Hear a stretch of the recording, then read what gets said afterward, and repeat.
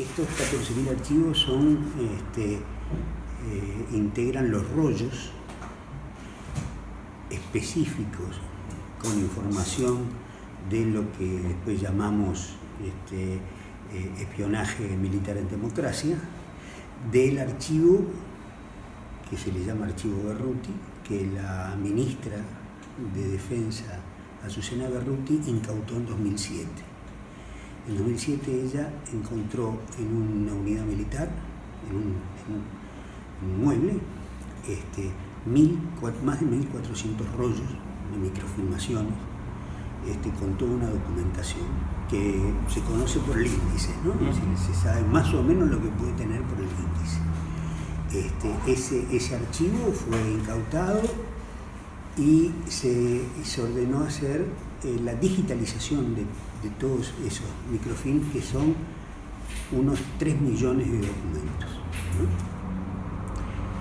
Cada rollo tiene, hay rollos que tienen 2.500 documentos, pero hay otros que tienen menos, otros que tienen más, pero son 3 millones de documentos.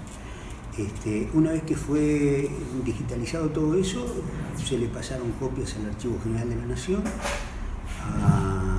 a la Presidencia y al Ministerio de Defensa. Y nunca más se tocó eso. Quedó ahí. No se hizo nada con eso. Hace más o menos un año yo obtuve algunos rollos, ¿no? Que son los que publiqué.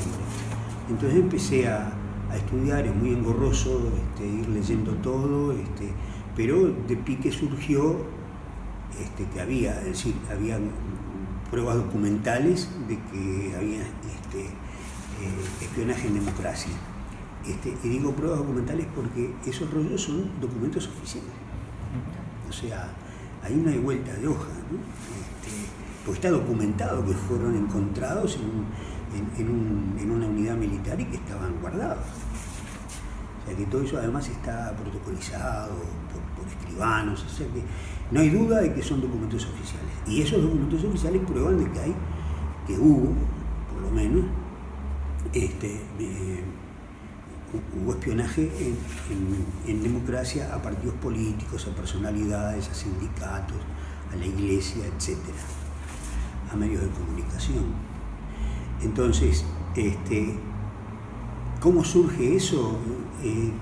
Surge porque el año pasado se allanó la casa del coronel Castiglioni, que se sabía que tenía un archivo paralelo. Ese archivo de Castiglioni, que lo tiene la justicia, tampoco se sabe qué es lo que contiene, salvo 2 informes de 2 peritos que hicieron un relevamiento inicial de las carpetas. De ese peritaje surge también elementos de que los militares espiaban, ¿no?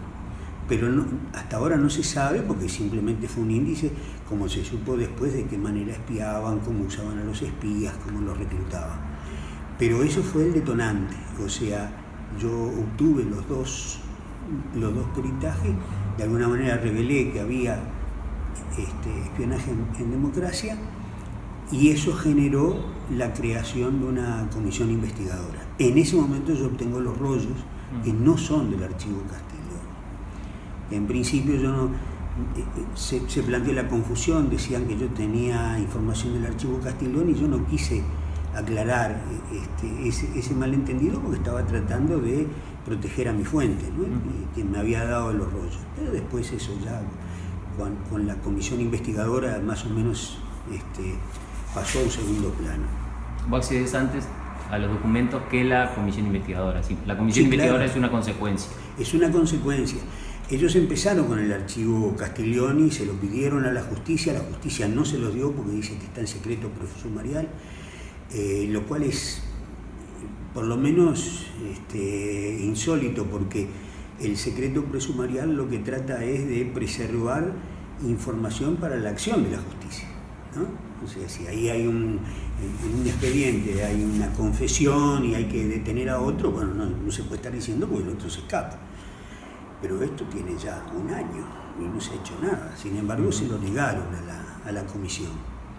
Y ahí es donde yo les mando, me citan porque quieren saber qué es lo que publiqué y les entrego, no todos, es decir, un juego de documentos que de alguna manera eran ejemplificadores en cuanto al tipo de inteligencia que hacían. Y después la comisión consiguió del Archivo General de la Nación los rollos correspondientes al espionaje militar, que es muy fácil de identificar los rollos porque en el índice que habían hecho las personas que trabajaron esos rollos, que digitalizaron los microfilms, aparecen aquellos que tienen que ver con informes de espías, dice informes proporcionados por informantes de la DGID o del CID, las distintas denominaciones que tuvo. O sea que tú sospechás por ese título que ahí están, y efectivamente están. Lo que no quiere decir que en otros rollos no haya, porque hay otros que son más genéricos, documentos del año 1987, o sea, yo no los conozco, es decir, no sé lo que tienen, pero por lo menos estos, que fue lo que pidió la comisión, aparece, es decir, el espionaje, y sobre eso están trabajando. Entonces, estos documentos surgen de una intención en su momento de Azucena Berruti de averiguar. Claro, sí. ¿Qué pasó después con los ministros posteriores? ¿Se interrumpió la tarea? Claro, la tarea se interrumpió porque durante 2 años estuvieron digitalizando.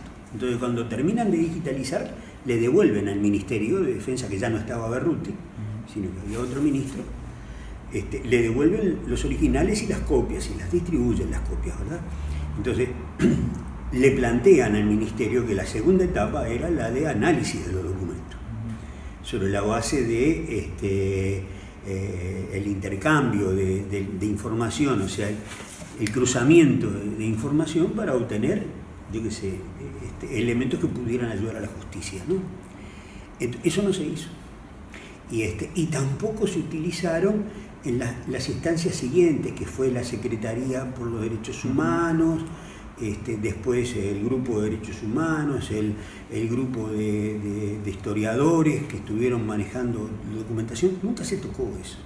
Es decir, yo tengo la convicción de que, como yo, bajo cuerda, hubo gente que estuvo manejando esos documentos, pero no hubo una resolución oficial de decir vamos a trabajar estos documentos. Siempre había una ambigüedad, y cuando tú pedías algo, hubo mucha gente que pidió algún material, se lo negaron.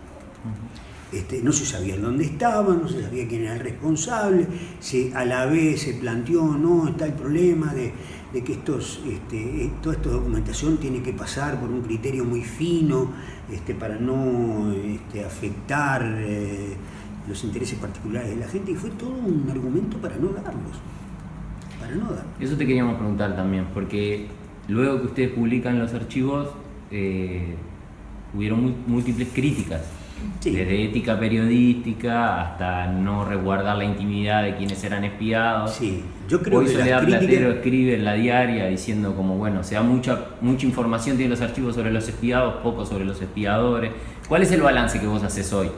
De ese caso. Sí, de haberlo publicado. Mirá que la crítica fue muy puntual, es decir, fue en las redes sociales, y si tú ves, es un sector que no lo voy a calificar y no tiene sentido, porque no voy a andar entrando en debates, y menos al nivel rastrero de las redes sociales, que es así, sí, nefasto. Uno identifica 2 grupos, uno del espacio de los historiadores y la gente que trabaja historia reciente, y otro muy vinculado al Partido Comunista, ¿no? O sea, quienes se sintieron más como afectados. Pero hasta donde yo sé, de algún diputado que he escuchado, no fue tan así. No fue tan así. Sí, de los historiadores y de otras personas y algún periodista que cortó grueso, hay que quemar esos documentos, no sé qué. Bueno, ahí terciona el debate Mirta y Ansel, ¿no? Y es muy interesante todas las opiniones de Mirta, que yo comparto, pero no me voy a escudar en Mirta para explicar. Es decir, nosotros entendimos que teníamos que publicarlo, que teníamos que transparentar todo. Es decir, no tenía sentido que yo fuera el dueño de esa información. La información, a mi juicio, tenía que estar en manos de todos. Por lo tanto, lo abrimos. Y sobre todo, no solamente lo abrimos al público en general, sino que les mandamos copias a los medios de comunicación. O sea, porque lo que nos interesaba era que el material que nosotros habíamos trabajado muy parcialmente, porque se necesita mucha gente para descubrir todo, y ahora está saliendo, ¿verdad? Es decir, gente que nos criticaron está publicando cosas que salen de esos materiales, y está muy bien que así sea. Nosotros entendíamos que el argumento de los datos privados históricamente fue una excusa para no publicar la documentación. Y lo que yo me planteé es lo siguiente: bueno, muy bien, hay algunos documentos que mencionan datos de la vida privada. Ojo, que es de la vida privada de personas públicas, que esa ya es una diferencia, ¿no? Sí, porque la persona que está expuesta públicamente, está expuesta públicamente. Es decir, es un problema de ética si un periodista escribe sobre el amante de un diputado, por ejemplo. Yo no lo hago. Es más, no lo publiqué, pero es un diputado, es decir, está expuesto a eso, ¿verdad?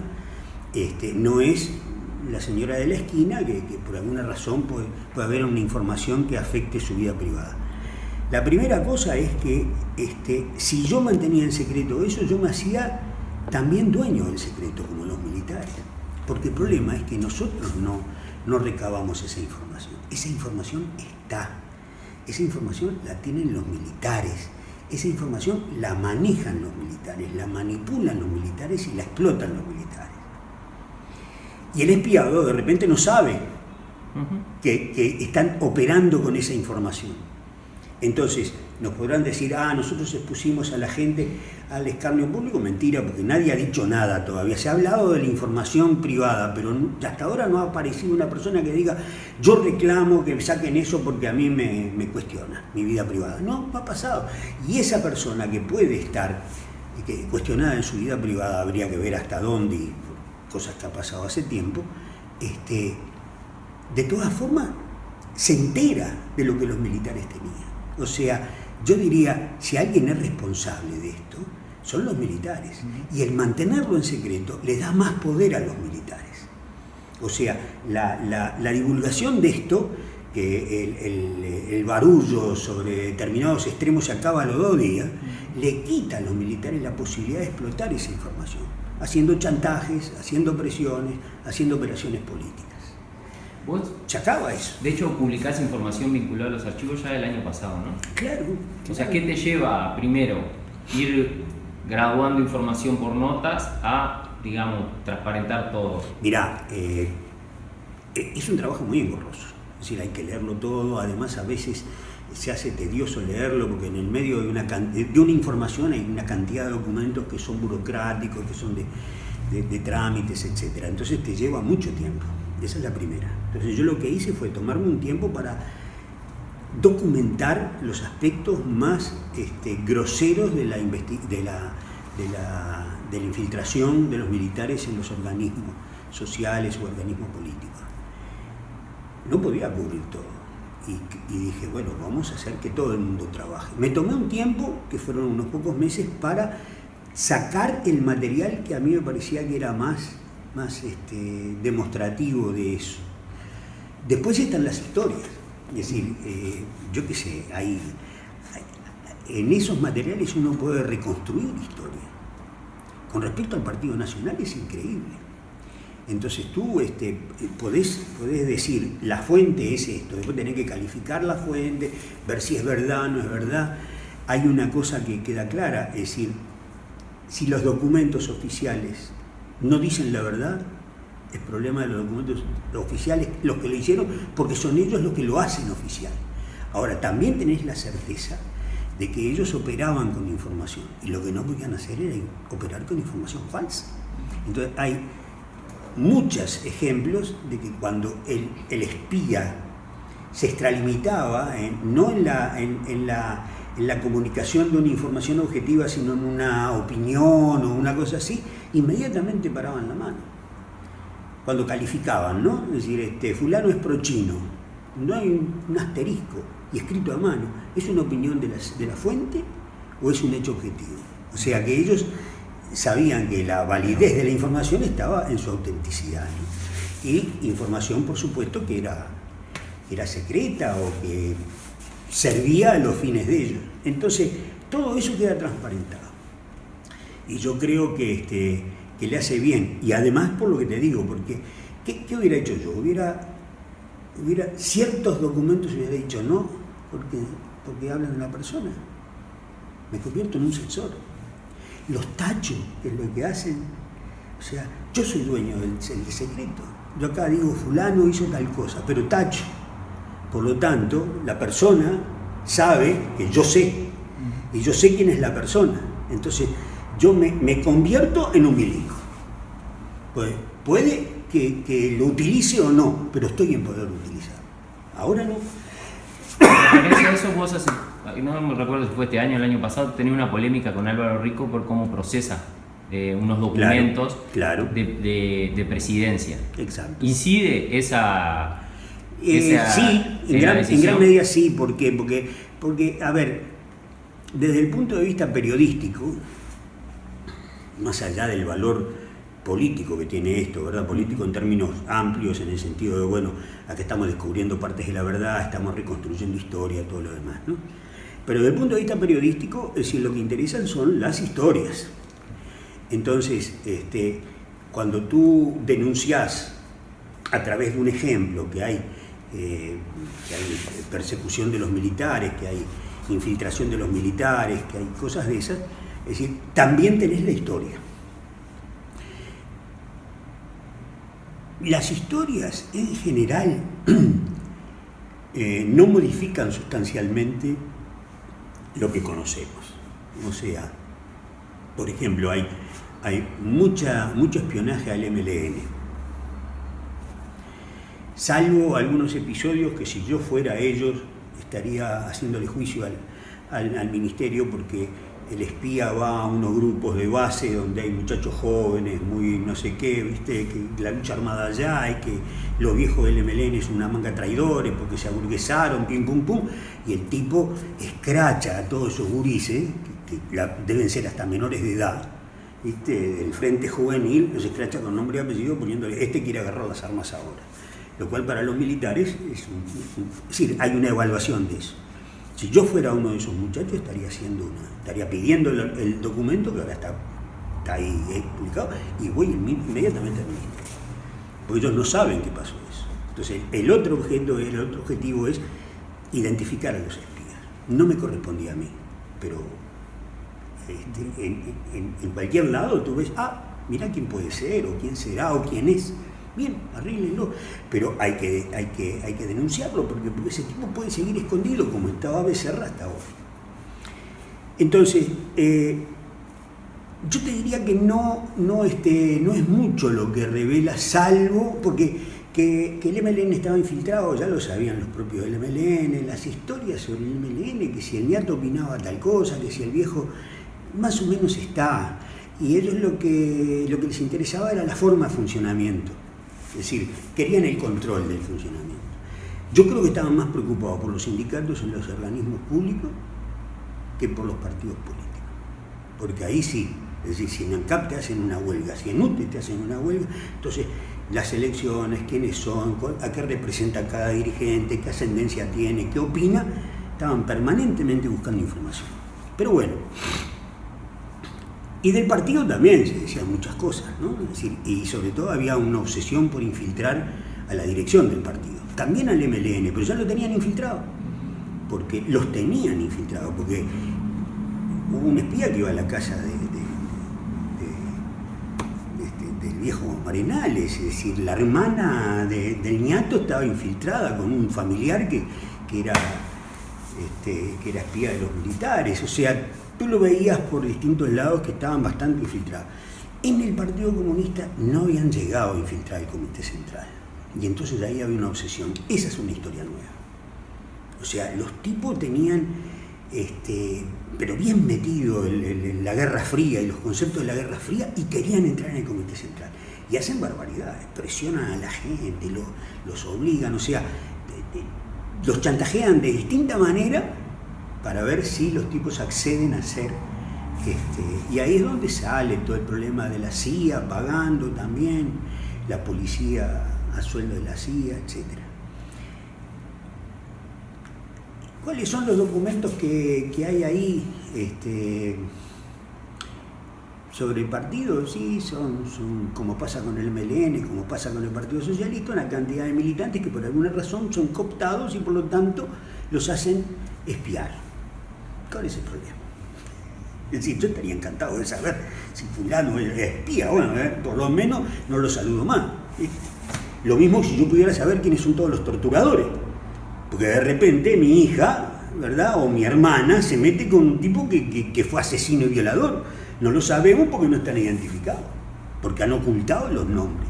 ¿Algunos se pueden identificar por la información que hay? ¿De los espías? Sí, yo creo que sí, porque además es muy grosero el asunto. Es decir, quienes están ahí, sí, el tipo hablaba con fulano, con mengano, con sultano, cosas puntuales, ¿no? Entonces así Richard Reed lo sacó.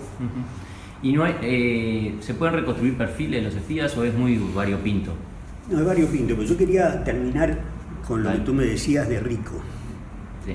Entonces, bueno, estudiando todo eso, resulta que me interesaba, porque yo leí lo que Rico había publicado en la página de Presidencia,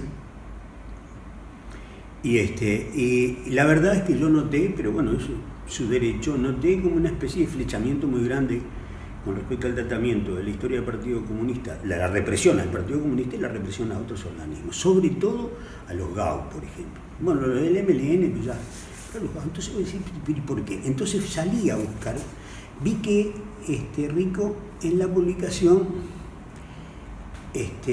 eliminaba trozos de los documentos, ¿no? Entonces me propuse ver qué era lo que decían los documentos oficiales. Entonces fui y los pedí. No tuve suerte, no los encontré, salvo 2 o 3.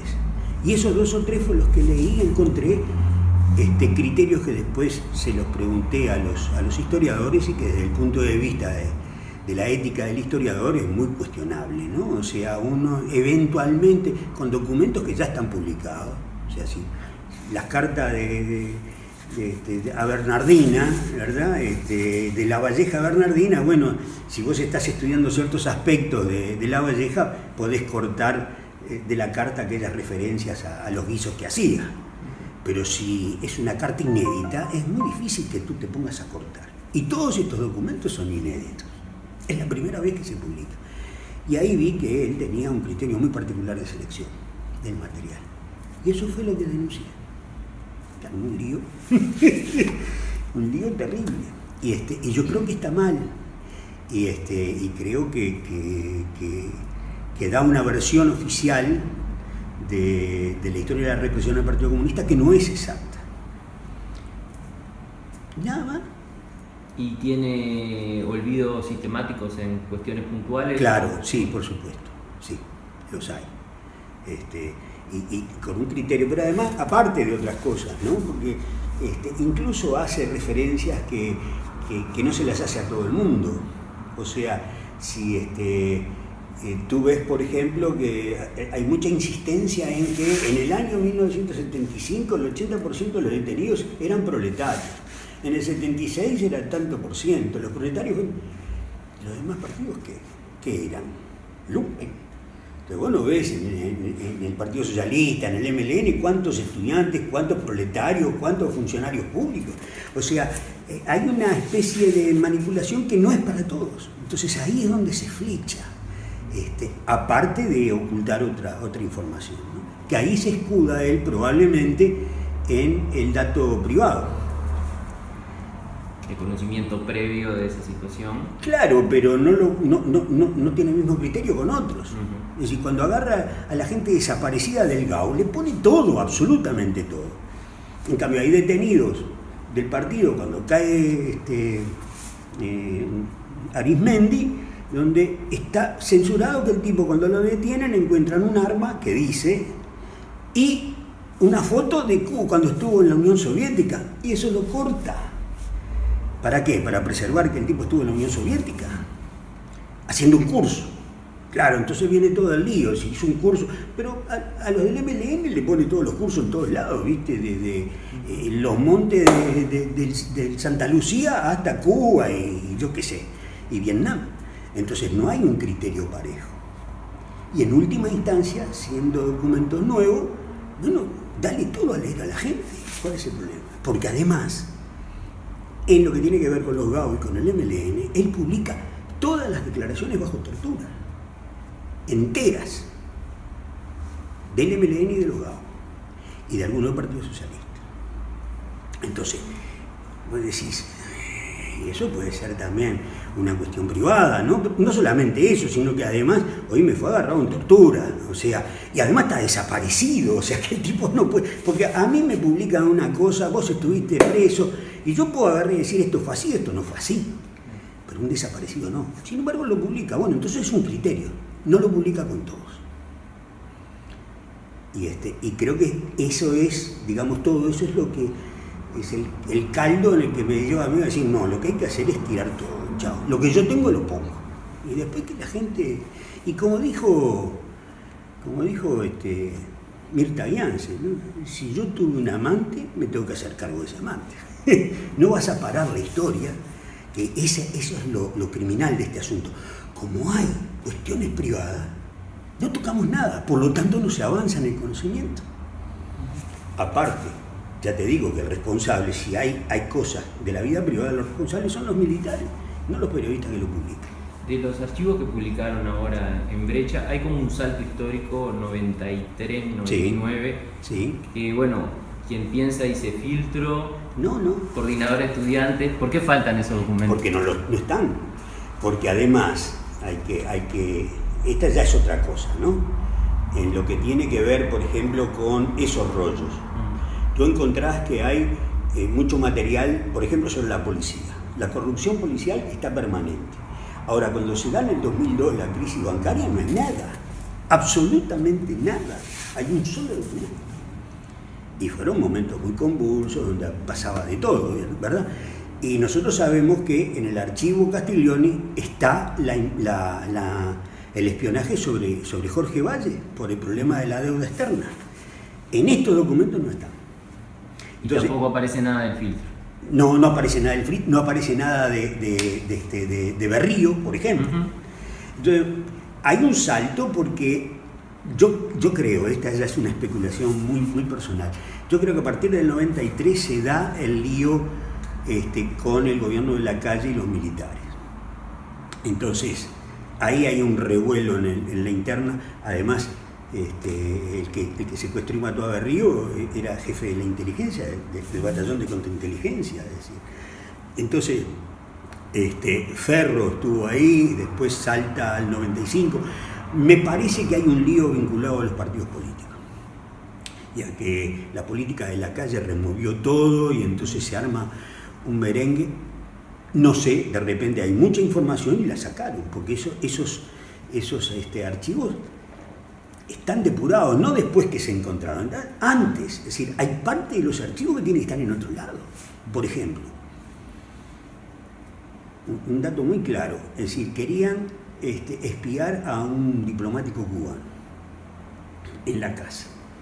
Entonces ponen como espía a un portero. El portero cuenta todo, sale a las 10, vuelve a las 3, la señora sale a las 11, toman tal coche, tal otra, entra, salen, va vestido así, etc. Viene gente, un gordito con una señora que vino de noche, todos los movimientos están registrados. Entonces le piden, y está todo en los documentos, ¿no? Es decir, ¿dónde están los bornes de teléfono? Entonces el tipo informa, bueno, no, los cables de teléfono entran en el subsuelo y ahí van a una caja y de ahí se van para... Entonces dice, ese sería el único lugar para intervenir el teléfono, pero parecía que era muy, muy expuesto, ¿no? Entonces le piden a otro espía en Antel que diga cuál es el borne general. Y el espía informa. Esto, te digo, son dos papeles que vos vas juntando, ¿no? Esa es la historia. Entonces el espía de Antel dice, el Borne que corresponde al apartamento tal de la calle tal está a 4 cuadras en tal calle. A mano, dice, hay que llevar escalera. Ahora, la intervención del teléfono, es decir, que tiene que tener también un informe, no está. O sea, lo que está es el espía. Ahora, el espía da materiales y después alguien hace algo. Por ejemplo, en algún momento quieren entrar en las computadoras del MLN. ¿Entraron o no entraron? ¿Tenían la llave? No sabés, porque ahí ya no está el informe. Y es el mismo departamento, el departamento de operaciones, que busca la información y hace el operativo. El operativo no está. Sí, como tampoco está qué hicieron con toda esa información en todas las elementos. En todas, pero hay cosas puntuales donde vos decís, esto requiere acción, ¿no? Por ejemplo, el Borne. No hay ninguna cosa que diga, fuimos, nos subimos, pusimos un cablecito y tiene el teléfono intervenido. Eso no está. También lo que es claro que no coleccionaban información solo para tenerla, ¿no? No, claro, pero no, lo que queda claro es que la otra parte de la historia fue sacada de ahí. Tiene que estar en otro archivo, que anda a saber dónde está, ¿no? O sea, ese archivo, no sé si la palabra es depurado, pero hubo un criterio. Bueno, esta información tiene un nivel, esta otra tiene otro nivel y está en otro lado. No se ha encontrado. No hay ninguna referencia, ya te digo, a lo del filtro, a lo de Berrío, nada. Y lo que hay con respecto a la interna militar son que se reproducen los volantes de la Guardia de Artigas, los tenientes de Artigas, la Guardia La Valleja, yo qué sé. O sea que sacaban volantes en esos años muy convulsos y están todos registrados, pero nada más, ¿no? Un tema recurrente en alguno de los archivos que vi es el seguimiento al plebiscito. Claro, bueno, pero es que ahí empieza la cosa, prácticamente. Vos no tenés anteriores. O sea, todo empieza en enero del 87, que es inmediatamente después de votada la ley de caducidad, cuando se crea la comisión. O sea, ahí los tipos empiezan. Y por eso en el 87 sobre todo hay un tratamiento muy especial al Partido Nacional, ¿no? A Wilson, porque no le creían.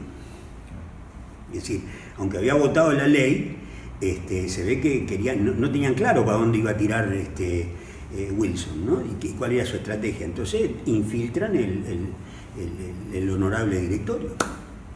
Y a Juan Raúl, también a todo el grupo de Juan Raúl lo infiltran muchísimo. Incluso hay un documento ahí donde perfectamente es identificable el tipo, porque el tipo informa que Wilson dijo tal cosa, y están los insultos que le dijo a Carlos Julio, por ejemplo, y todo lo demás. O sea, está todo eso, y además dice, bueno, y Juan Raúl, puede que nuestro grupo se va a integrar al grupo Juan Raúl, y a mí me van a nombrar en subsistencias, en no sé qué. Yo se lo di a Juan Raúl, no le pregunté quién era, pero Juan Raúl perfectamente puede, pues yo todo eso lo fui. Cuando encontré todo lo del partido, se lo di. Cuando fui al PIT-CNT y a la Comisión de Derechos Humanos, le di todo lo que tenía. O sea, la descompartimentación del material que yo tenía no fue ahora, vino de mucho antes. Yo se lo fui dando a los protagonistas, ¿no? A Juan Raúl le di todo, al PIT-CNT le di todo, a la gente del MLN le fui dando por partes según quiénes eran. Porque si no, pero bueno, no me guardé nada. Entonces, después amplié todo, ¿no? Pero ya lo había, y a la comisión de investigadora le di todo lo que tenía. ¿Te consta que haya seguido espionaje militar hasta hoy? No sé hoy, porque hoy hay una situación muy peculiar, dan un paso y pueden quedarla, pero no había ninguna razón para que la suspendieran. Hasta el momento que se deschavó el asunto. Porque además la impunidad está muy asentada. En el caso del coronel Castiglioni, todo empieza con la ministra, ¿no? Tiene información, le llega información de que Castiglioni, que había sido jefe en los aparatos de inteligencia y después estuvo en el CALEN, podría tener parte del archivo. Eso le viene con información de los militares. Entonces se reclutan dos coroneles para que lo investiguen. Y los coroneles lo investigan. Y al final decir, había una duda sobre dónde podía tenerlo y pensaban que podía ser en el Calen, lo estuvieron investigando a ver si tenía alguna casita. No, si llegaron a la conclusión de que estaba en su casa. En el momento que van a actuar, o sea que los militares iban a irrumpir en la casa del coronel Castiglioni, la ministra renuncia. Y eso queda tapado, nunca más. Y pasan 2 años, ¿sí? O más. Eso fue en el 2009. No, pasaban más, como 7 años. Hasta que se muere. Y cuando se muere, los mismos oficiales que lo habían investigado mandan decir, oye, ahora sí que se va a perder todo, porque la mujer va a prender fuego todo, ¿para qué le sirve? Y entonces se inventa el asunto de lo de Miranda. De lo de Miranda, claro. Es decir, se le pidió a Miranda a ver si él podía hacer el pedido porque se necesitaba una excusa para que la jueza actuara, ¿no? Entonces se arregló todo eso, él hace el pedido, la jueza ordena el allanamiento y se encuentra. Y 7 años lo estuvo ahí. O sea, y él sabía que había sido investigado, sabía que habían oficiales que lo estuvieron siguiendo y sin embargo se creyó con que no iba a pasar nada. Que efectivamente no pasó, pasa cuando se muere. Esa es la otra cosa para decir, ¿no? Entonces, ¿por qué razón la autonomía de la inteligencia no iba a seguir? Todo te lleva a la conclusión de que sí. Ahora puede ser que por el revuelo todo esto esté parado el asunto, pero no sé qué controles puede estar haciendo el ministro. Porque además no tienen interés. O sea, en los documentos hay nombres concretos de personas que ordenaron hacer espionaje. Y están por ahí. No sé por qué la comisión no lo llama. ¿Por qué no lo llama Becerra? Dice, ¿quién te reclutó? ¿Quién te pagó? ¿Cuánto te pagaban? Etcétera. Puede contestar o puede que no. Pero lo tenés ahí, es una fuente. ¿Y por qué pensás que la comisión no lo hace? Porque no quieren averiguar. O sea, en la comisión hay gente que realmente quiere deschavar esto y hay otros que con el asunto de la privacidad y de la confidencialidad de esto están poniendo trancas todo el tiempo. Pero en términos generales, el gobierno, el Estado, no ha querido averiguar. Nunca. O sea, es terrible. Finalmente, Tabaré nombra un grupo de derechos humanos para averiguar lo de los desaparecidos y todo lo de la... Y hace 3 años. Se dio la orden de excavar, encontraron 4 cuerpos. Y apareció una granada y se suspendieron 2 años las excavaciones. Y el juez ordenó suspender. 2 años. O sea, vos mirás para atrás, vas buscando todas esas cosas y decís, ¿cómo es esto? El origen del asunto. Cuando Presidencia hace un acuerdo con la universidad para investigar todo esto, lo primero que hay es un convenio de confidencialidad. ¡Pic! O sea, lo que averigüen, lo que manejen, es completamente secreto.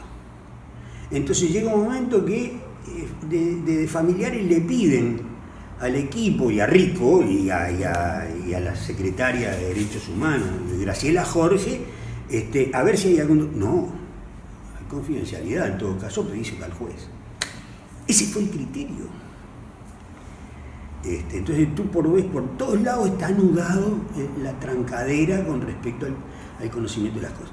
La ley de acceso a la información pública dice que en materia de derechos humanos no puede haber ninguna restricción para el conocimiento de la información. Ninguna, dice así, expresamente ninguna.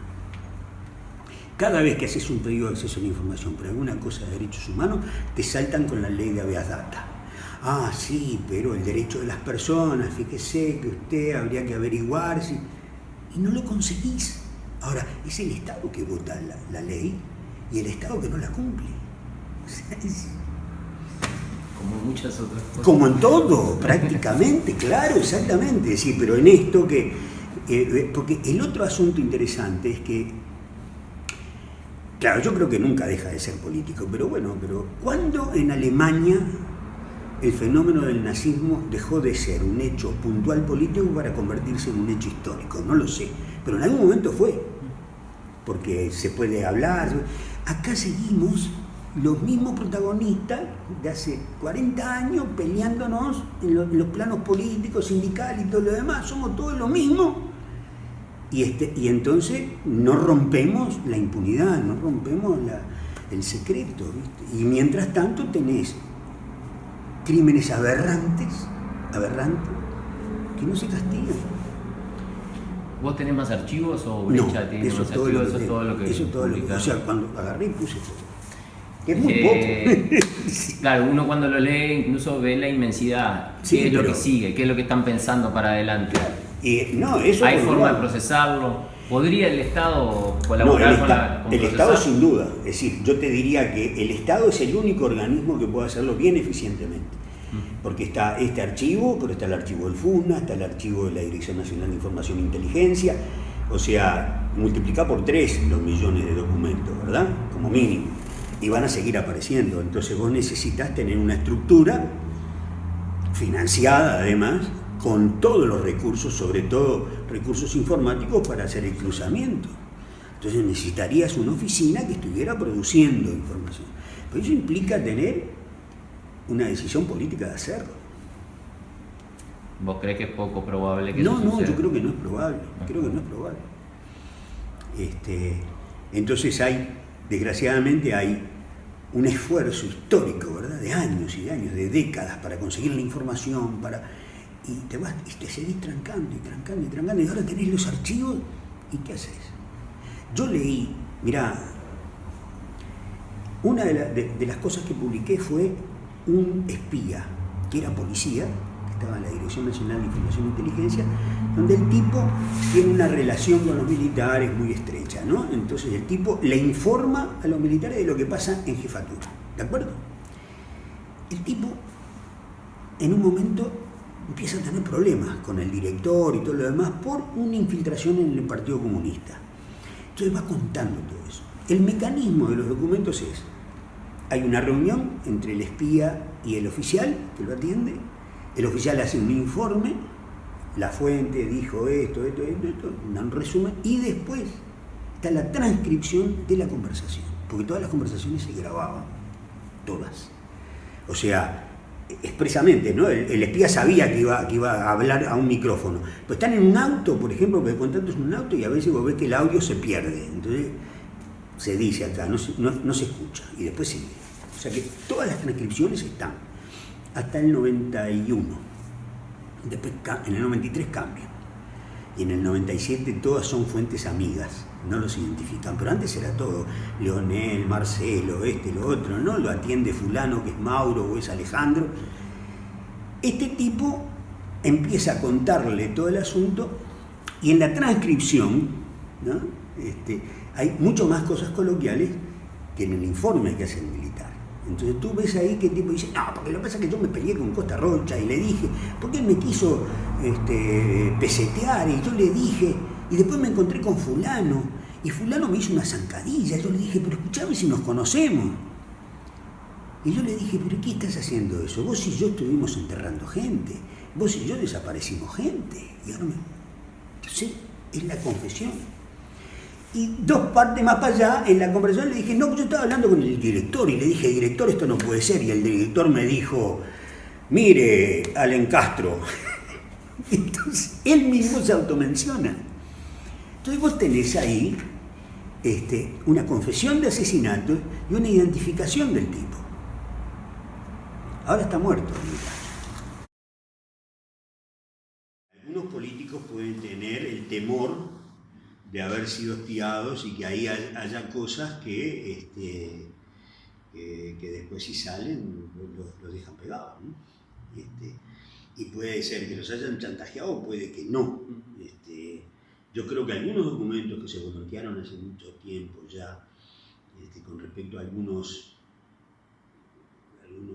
jerarcas del MPP que fueron, o sea, tenían ese sentido, el sentido de cuestionarlos, de presionarlos, ¿no? Y bueno, fue famosa una carta que le mandó un oficial a Lucía Topolansky, que era senadora, y la felicitaba por el cargo que tenía y cómo me alegro de que usted haya llegado a donde llegó. Y le escribe otra carta, dice, quizá usted no me recuerda, pero yo fui el oficial que la llevó a usted a la parada de tal y tal cuando agarramos a Pepe Mujica. Y esa carta la terminan publicando en Búsqueda, ¿no? O sea, eso es una presión, eso es un chantaje. Y probablemente la publican porque Lucía Topolansky no reacciona frente al chantaje. Entonces, yo pienso que pueden haber a muy distintos niveles interés en que esto no le camine. Y yo publiqué en Brecha el otro día que cuando saltó lo de Becerra, que yo no di el nombre, pero sí, publiqué el asunto y le dije a Lalo Fernández, y Lalo Fernández me dice, sí, lo tenemos identificado, fulano de tal, y voy a ir a plantear, porque es terrible en el partido, no sé qué. A la semana, la senadora Mónica Xavier le preguntan por este asunto y dice, no, es un excelente compañero. Lo que pasa es que Blixen odia al Partido Socialista. ¿Cuál puede ser la explicación de la reacción de Mónica Xavier cuando ya estaba enterada por Lalo Fernández, por todo el mundo, de que el tipo había sido un agente? Que después se confirma, ¿no? Y el mismo tipo dice, sí, yo fui. O sea, ¿cuál es la razón? Y bueno, o sea, la primera razón de un político es, nosotros no nos infiltraron, eso es falso. O sea, es la primera, ¿viste? Es decir, es muy típico de lo mismo de decir, nosotros no tuvimos nadie que cantara, hasta que empiezan a aparecer, y entonces, ¿cómo lo arreglas? Para mí es eso, es decir, entonces, por conjunción de muchísimas cosas, hay un consenso de que, bueno, vamos a dejar pasar el tiempo. Lo que dijo el Pepe Mujica, ¿viste? Que la biología lo arregle y cuando nos muramos todos se acaba el problema. Esa es la contribución. Y también pueden aparecer como cuestionamientos al accionar político, no sé, uno puede, en uno de los archivos, los informantes hablan de cómo pensaba el Partido Comunista entregar las firmas del voto verde, claro, cómo aparecer como para los salvadores. Claro. Y eso, si bien uno no es algo extraño, no es algo que le dé buena prensa tampoco a la organización política. No le da buena prensa a nadie, es decir, y en todo caso, a ver, las cosas pueden haber sido o no. Es decir, si lo tenés planteado, porque lo conocés, porque se difunde, bueno, discutámoslo, no fue así, fue de esta forma, fenómeno. Y si no, bueno, sí, me equivoqué. Es decir, o teníamos esa tendencia, y bueno, ¿y cuál es el problema? O sea, para hechos que son históricos, que por supuesto puede haber una permanencia en el tiempo de determinados criterios, pero conversándolo de repente, si esos criterios son malos, se rectifican. ¿Cuál es el drama? En este país no puedes aceptar que te equivocaste. Por muy distintas razones. Y bueno, la división del partido fue eso. O sea, durante tiempo tuvieron diciendo que no tenían nadie que hubiera cantado y resulta que había un lío interno en el partido. Y dijeron que nunca habían tenido aparato armado y lo habían tenido. Ahora, que eran cosas que se sostenían y que por otro lado nosotros sabíamos que no era así. Yo estuve en la cárcel con mis compañeros del Partido Comunista que habían una viaba tremenda porque estaban en el aparato armado y se las dieron doble, ¿viste? Y después salís en el 85 y te dicen, no, nosotros no tuvimos aparato armado. Y esa es producto de la crisis. O sea, que habían cosas que estaban ocultas en el partido y todo el mundo sabía que era así y seguían sosteniéndolo. Y después Jaime Pérez, que niega todo, escribe un libro diciendo, sí, tuvimos aparato armado, pero era para que los comunistas no se fueran al MLN. Escrito, es un dirigente que fue secretario general del partido, es terrible.